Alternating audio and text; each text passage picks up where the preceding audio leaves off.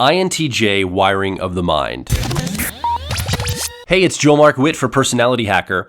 As an INTJ, your mind is fundamentally wired differently from other personalities. You've probably already heard that you're an introvert, intuitive, thinker, judger, and a lot of articles and resources focus on the behaviors you show the world as an INTJ. Now, behavior can be helpful, but it isn't the complete picture when figuring out your personality. I want to give you a peek inside your mind to expose the mental wiring that makes you an INTJ. So let's get started. Your four-letter code, INTJ, gives us insight into how your mind is learning information and making decisions. The primary way your mind sees the world is by using a mental process we've nicknamed perspectives. Its technical name is introverted intuition. When looking at the world, perspectives is interested in finding deep insight. It tends to ask a lot of discovery questions, like, what is the meaning of knowledge? Or, what are the long-range implications of emerging technologies? Or, how are two people in an argument actually agreeing with each other without realizing it? Imagine a four-passenger car. If one of your mental processes could drive, it would be perspectives. Using this mental process puts you in flow. You've been using it your whole life. It's your reality filter and informs what captures your attention. If perspectives is how you see the world as an INTJ, then the mental process we've nicknamed effectiveness is how you make your best decisions. Effectiveness is a thinking process and asks the question, what works, or what gets the job done, without regard to personal feelings. Think about that four-passenger car again. If perspectives is in the driver's seat, then effectiveness is in the front passenger seat.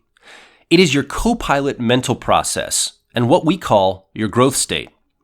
Of course, this is a four-passenger car, so you also have two mental processes in the back seat. Sitting right behind the co-pilot is a mental process we call authenticity. Authenticity asks the question, does this feel right to me? It's a feeling process concerned with how the events in your life impact you on a subjective, emotional level. When not used in a healthy way, authenticity can cause an INTJ to become an idealistic perfectionist or emotionally self-protective. This mental process has the development of about a 10-year-old child. Finally, behind the driver of perspectives sits a mental process we've nicknamed sensation. We call this your blind spot or 3-year-old mental process. Sensation is all about real-time kinetics and understanding the world through your physical senses by being fully immersed in the here and now. Now, I want you to notice that we have not talked about INTJ behaviors. Instead, I've been talking about the mental wiring of your mind. Behaviors can only give us clues to how your mind is wired. It's far more interesting to dive into what causes our behaviors as people. Here at Personality Hacker, we don't talk about personality types for their own sake. We think understanding your personality is one of the best ways to frame your personal growth journey. And we attract INTJs who are interested in personal growth. Next up, I want to talk about the best way to grow yourself as an INTJ. Remember the car model we used to show the mental wiring of your personality? As an INTJ, your co-pilot is the mental process called effectiveness. Its technical name is extroverted thinking. This is what we call your growth position. It's the highest leverage point for growth in your personality. Effectiveness allows you as an INTJ to make decisions that will help you build something in the external world by asking, what works? Here are some ways that an INTJ can phrase questions using their effectiveness process. Will this investment work and give me a return on my money? If I implement this idea in the real world, will it get me closer to my goals? Will it work well to host my entire family at my house this holiday season? Or would it be more effective to take the kids to my parents' house? Effectiveness encourages you as an INTJ to apply your ideas and concepts in the real world and receive feedback on the quality of those ideas. Effectiveness encourages you to make something happen, launch a project, or build something. It's easy for an INTJ to spend a lot of time thinking and idea generating, but if those ideas and thoughts are never tested in the real world, you will always feel like something is missing. Growing your effectiveness can be a challenge for you as an INTJ. It can feel like a threat to your ideas to have them vetted in the real world. Every personality type tends to avoid growing their co-pilot mental process. But here lies the power of understanding your personality. Don't see your effectiveness as something to delay or avoid. Embrace getting into this mental process because it gives you the opportunity to test your ideas and become an empowered INTJ. Effectiveness also encourages an INTJ to get out of the perfectionism cycle, replacing it with the concept, done is better than perfect. No idea is ever perfect, and a plan can fail, but nobody's ever actually lived in a blueprint. It works to focus on implementing ideas in the outside world. It's a good use of resource and energy to focus on bringing your ideas into the world so others can benefit. If you want to quickly test and refine your ideas so they become strong and powerful, you'll need to get out of your comfort zone and refine your ideas in the outer world. As an INTJ, your mind is already wired to make things happen. Don't ignore this natural talent that you possess.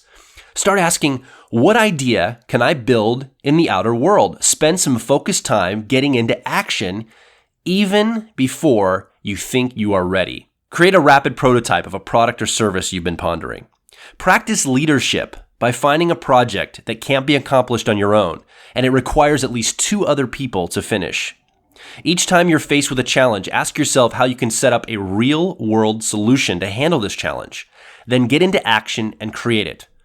Speed up your implementation time by getting to the first step in any project as quickly as possible. This will help you build momentum. Do what it takes to get into implementation. As an INTJ, you will bring the best version of yourself to the world when you get outside your head and create something in the outer world. We would love for you to keep us up to date about your journey. One of the best places to do that is on our Facebook page, facebook.com/personalityhacker. And of course, come over to personalityhacker.com and leave a comment, ask a question, or take our personality test. Next, I want to talk about the defense strategies your mind uses that steal happiness from you, and of course, what to do about it. The word defensive, you probably think of an emotional state or someone getting offended in the moment. She's acting so defensive, someone might say. But I'm not talking about emotions. I'm using the word positionally. As an INTJ, you have a specific area of your mind that you defend. As an INTJ, that's your authenticity process, sitting in the backseat of your car. It has the sophistication of a 10-year-old child.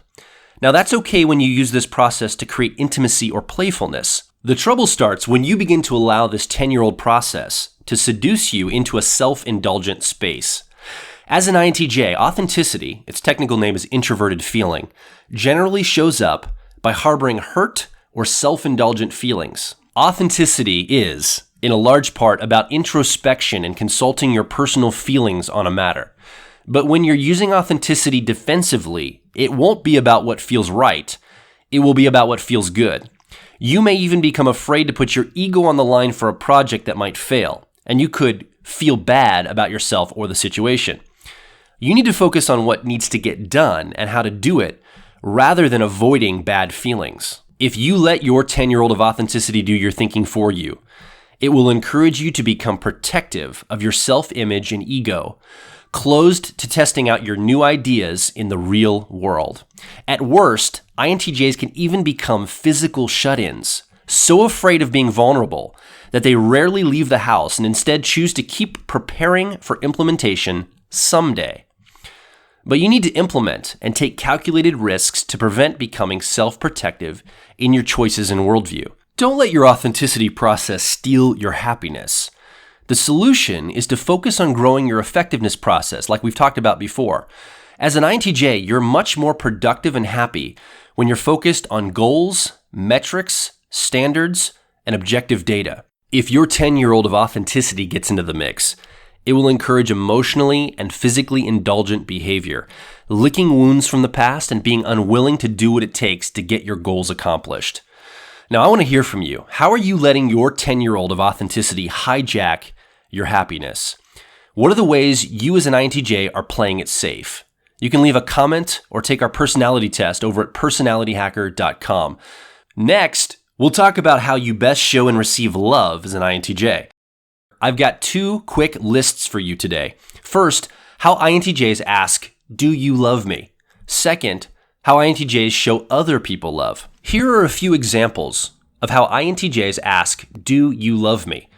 Just imagine an INTJ asking these questions. Will you handle things? Can I rely on you?